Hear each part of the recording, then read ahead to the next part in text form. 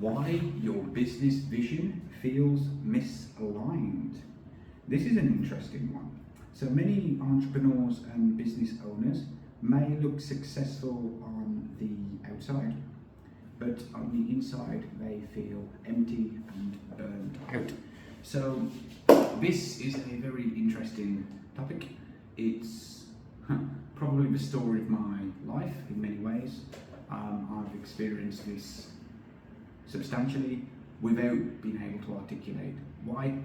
I've found a solution to it, I've applied the solution to it, and despite applying the solution to it, I'm now reverting back in the present moment into my own ways and feeling that misalignment. So there it is. So we'll talk about and explore that concept in this video. I'll share my story, my solution, and what I'm currently going through now, and the reasons why I'm going through it now as well. So let's dive in. So hi, I'm Sam. I'm the co-founder of Kingdom Impact Lab with my wife Tatum, and Kingdom Impact Lab exists because one of my goals is, or what I'm passionate about, is I want to help people find meaning and purpose in their lives. I want to help people realign what they're doing in the short-term moments in order to align with something in the pursuit of something eternal and bigger than themselves. I want to help people get more fulfillment and joy in what they're actually pursuing, rather than chasing goals for the sake of chasing goals and stuck in a hamster wheel of going in circles and, operating a business to chase money for freedom and lifestyle that doesn't come. You never get it, and basically to avoid the same problems that I did and the mistakes that I made, which were plentiful throughout my life so far. So perhaps not the best or most succinct introduction to things, but hey, no one's watching, so. And every video I do, I get a little bit better. So that's it. Let's dive in. So misalignment. That is an interesting concept, and quite frankly, misalignment is probably the root cause or a significant core problem of a lot of Christian business owners and entrepreneurs, and Christians in the workforce, and pretty much everybody else as well. It is a misalignment because we humans, we know intrinsically that we are unique and special, and we do value our uniqueness and specialness in a way. Obviously the hardcore nihilists who believe that there's no meaning and purpose to anything may have a different perspective, but I remember something springs to mind from reading Jordan Peterson's book, We Who Wrestle with God, and he mentioned in there that with humans, that if another person does not treat us with respect and does not treat us as if we are uniquely created in the image of God, and another person does not treat us as if we have special, deep, intrinsic value, we get upset about it. We don't like it. And maybe that's down to ego, or maybe that's down to something deep within us that knows that there is something different and special and unique about a human compared to a chimpanzee, for example. Or to take it a step further, if we were to look at environmentalism, which essentially reverts back to pagan nature worship in many ways, and this is taken from Jordan Peterson's book as well, that in hardcore extreme environmentalism and nature worship and putting the environment above everything else essentially degrades humanness to the same value as rodents or rocks. a strong dehumanizing sentiment here, which is discussed about in Jordan Peterson's book, We Who Wrestle with God. Again, it's a thick, dense book, but there's a lot of good insights in there. And so the point is that I think for most of us, we do realize that humans are uniquely different from chimpanzees, other animals, and we're certainly different and more valuable than rocks and rodents and certain things.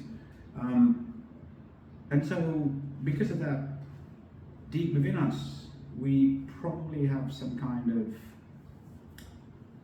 tendency to value what we do, to have some kind of intrinsic value to the actions that we take, and as a result, our conscience and who we are can kind of determine that who we are in here is important and it's valuable. So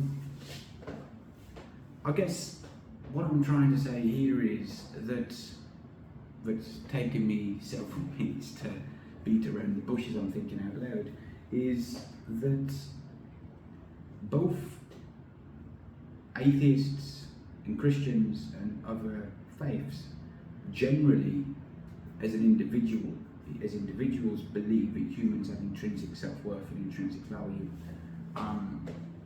which means that there's often a misalignment between what we do and the external world that we operate in.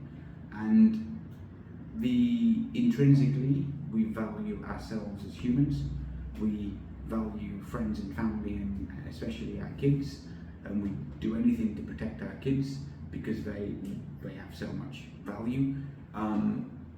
But yet, in the world we go out to, the marketplace, the world, the business world, especially in the West, is becoming increasingly atheist, increasingly dehumanizing. In society, in culture, in business, where a whole bunch of things are happening which is taking humanness out of the equation, and that is the environment which we operate in. We live in the world, and there's a whole bunch of external stimuli, external influences which are directly influencing our decisions without our awareness, which makes us behave in a way which would contradict who we are and what we intrinsically believe that we humans have value. So the point here is that there naturally is a disconnect between who we are as humans and what we are doing in the world outside.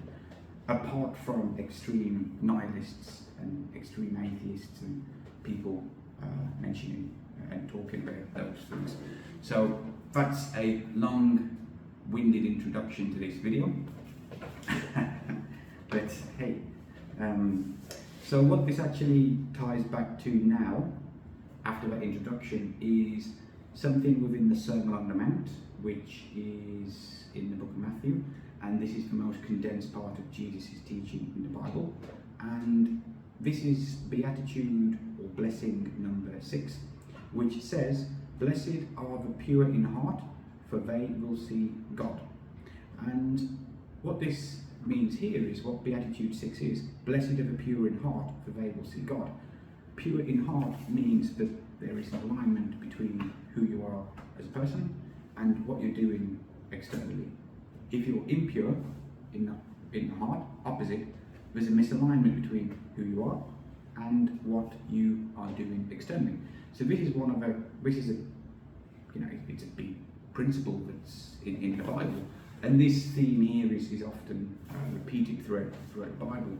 And while I've read and studied sections of the Bible, I haven't read it all the way through as such, but I've gone through in certain parts. a recurring theme, especially in the Old Testament, seems to be that God comes and then you've got all these people here, but as time passes they drift further and further away from God, and then ultimately results in some kind of idolatry toward something else, which suggests to me is that this would be the purity of the heart, because it suggests that over time, while your intentions may be great, and while you want to make sure that you're aligned as a person here and what you're doing on the external, is that naturally over time, which is a common theme in the Bible, is that you're going to, external influences and cultural pulls and societal norms are going to naturally pull you in the other direction to some other form of idolatry. So this is a recurring theme. It is something that I've experienced time and time again for myself, and it's what I can see around me as well. It's this misalignment, and for me, the first misalignment came with copywriting as an email marketer, writing direct response copywriting, which the goal is to get people to take the action that you want, which intrinsically is manipulative in many ways. Trying to force people to do what you want them to do rather than inviting them to do things. And my evolution as a copywriter into specialising in high ticket offers, selling my own high ticket offer, helping clients sell their high ticket offer, and then trying to start my marketing agency, which I call Freedom with Marketing. And to start off with, there wasn't necessarily any misalignment, because when you're in your 20s and you aren't fully emotionally mature, you are, and if you grew up in the environment that I did and went through what I did, there is no faith, and there is no higher purpose things and things to consider beyond the immediate gratification, the immediate things that you do. So naturally I was in like that's what led me to be a militant atheist, so to speak. Life was dominated by alcohol, drinking, drugs as well in my younger years, and it was just constantly chasing the high, so to speak, is what dominated my life, through alcohol especially. And then, I became a copywriter. I got involved in copywriting after being a teacher for several years, teaching English as a second language. And the reason why I became a copywriter was simply because I enjoyed writing, and copywriting is the highest paid. And Tattoo and I wanted to travel for a few years before we started a family, which we did. And so this is what I was doing. My number one priority at the time was I need to make enough money to cover monthly expenses so that we can travel and we can continue to travel, which is exactly what we did. So at that time there was no misalignment or anything, because we had a specific goal, which is short-term, immediate, in order to pursue our quest, which was travelling, which is perfectly okay to do. And then when we came and settled in Malaysia, we had our first son, priorities changed. Suddenly we needed to make money and make more money, because we had someone that depended on us, we had a baby, and that was hard. And by some divine alignment, I had a perfect client come at the perfect time through a referral of all things. And I quickly turned that project into a high ticket monthly retainer, which lasted for a while. And all of a sudden, I'd achieved what I'd been pursuing for a long time, which was financial security. It was a financial target per month I wanted to make. I pursued it, and I achieved it. And all of a sudden, I became financially successful. And my definition here of financially successful would be that money, I was no longer enslaved to money. We didn't have any recurring. Let go. It's a side tangent. I'm not going to go there. But we don't have any. What am I trying to say? I'm trying to say that as a freelancer, I was pursuing goals in order to fulfill short-term goals. Based on my upbringing, there was no misalignment, and basically the environment that I grew up in resulted in me spending money in my early years chasing the high, and then that evolved into something that was slightly better, which was chasing money, and then that evolved into something slightly better, which was chasing money so we can travel and see the world and gain the experiences that we did, and then that evolved into chasing money for financial security because we had a child, and then we achieved that goal. All of those, the goals got bigger and more meaningful as we went along. But as soon as we became financially successful and we weren't enslaved to the next paycheck, that's when I started to proactively look for meaning and purpose. And that's when I set up my agency. I wanted to help people get more freedom in their lives.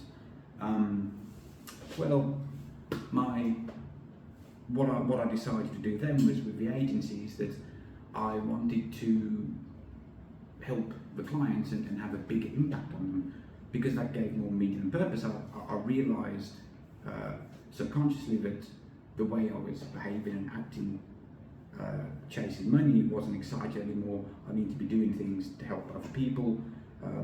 There's more joy in service to others than service for yourself. You always feel happier buying someone a gift than buying something for yourself. And I intuitively knew this and tried to inject that into the relationships that I had.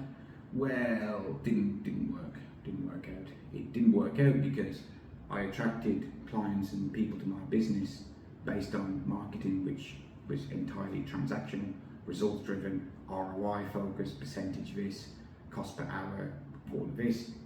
And then I was shocked and upset and annoyed when clients treated me as a commodity and they did not value the humanness that I tried to inject into the relationship.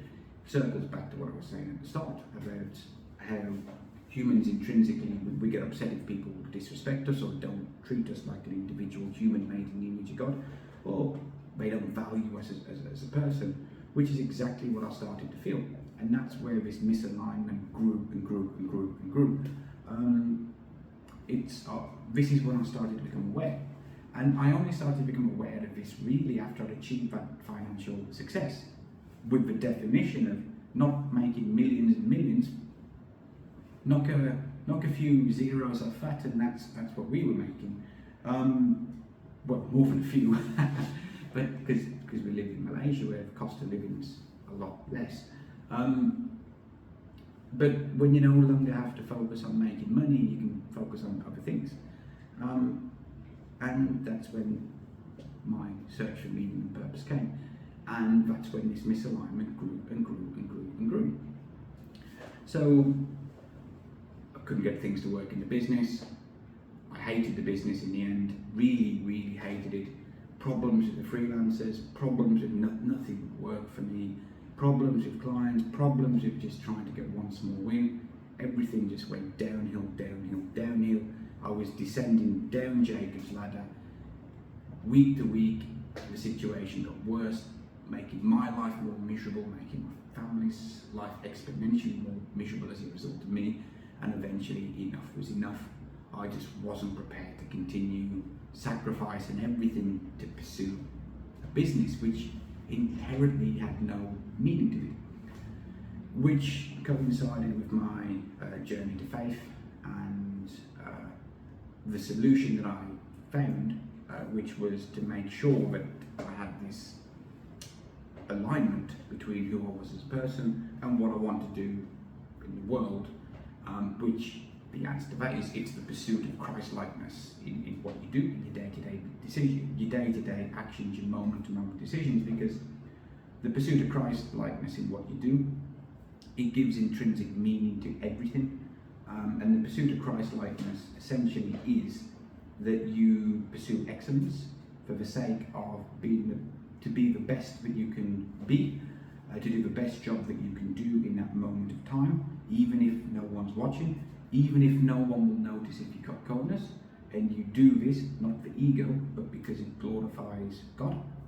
It's the pursuit of extravagant love in everything you do, operating in a way where you have the mindset of, what can I do today to be a blessing to as many people as possible? It's asking yourself in each moment-to-moment interaction you have is, am I operating out of love here, or am I doing this for self-interest? It's maintaining some level of, not some level, what am I on about? It's maintaining integrity in situations where you may have to act in a way that does not align with your short-term self-interest, but you do it for the right reasons. It's operating on humble service for the benefit of others, and it's having a mindset of radical generosity in what you do, in how you treat people, in how you give people your time, in how you basically talk to, invest in people, whether it's people on your team, whether it's people in the workforce, your colleagues, whether it's prospects, clients, whatever it is.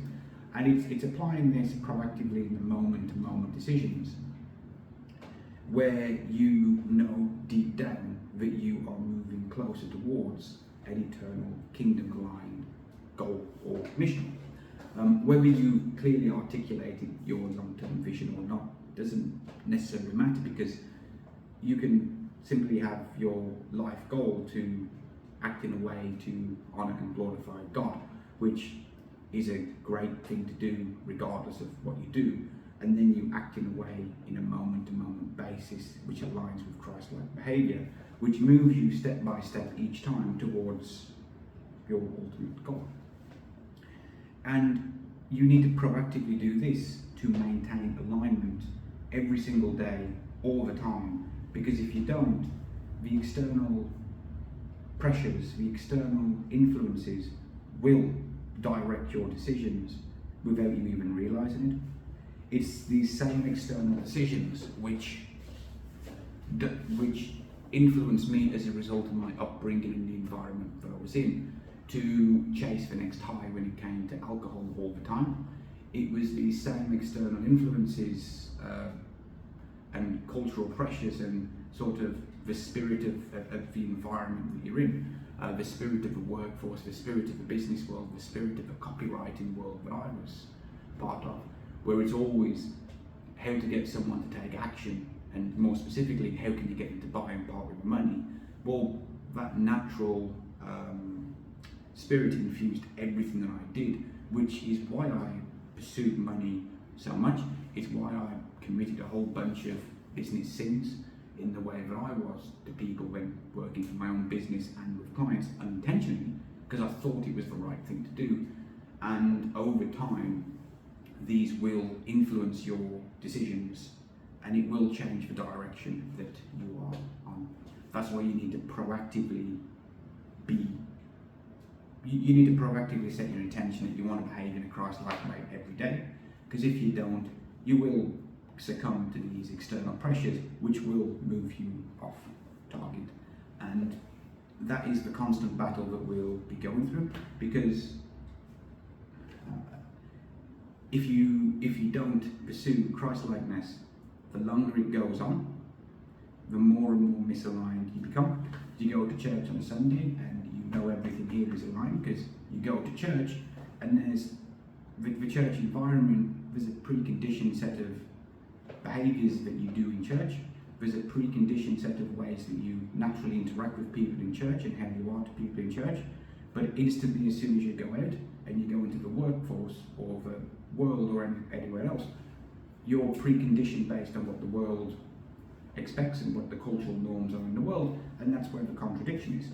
And if you don't proactively pursue Christ-likeness, this misalignment is going to get wider and wider and wider, which is quite likely what's leading to a little bit of a misalignment in myself now, despite me knowing this. And that misalignment is that I'm starting to have self-doubt about my calling and my purpose and what I'm supposed to do. I won't go into the details about it, but the whole point here is that